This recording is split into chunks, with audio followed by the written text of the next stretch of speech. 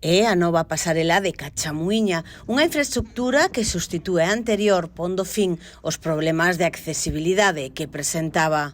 Aproveitamos para facer unha actuación singular, unha actuación moi importante en donde, por suposto, garantizamos esa accesibilidade cunha pasarela diseñada para tal fin, pero ademais intentamos buscar tamén o entronque co entorno, porque estamos nun entorno natural e, por tanto, é esencial ese entronque co entorno que nos fai que, efectivamente, non chirríe a pasarela, se camufle perfectamente ou se adapte perfectamente a este entorno.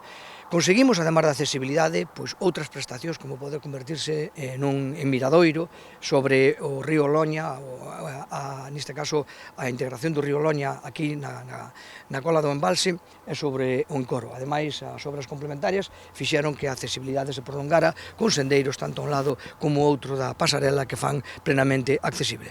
Este é un espazo que xestiona a Deputación de Ourense, no que se atopa un área para os máis pequenos da casa, unha zona de calistenia, o Parque da Igualdade, un parking e mesmo iniciativas privadas como as cabañas.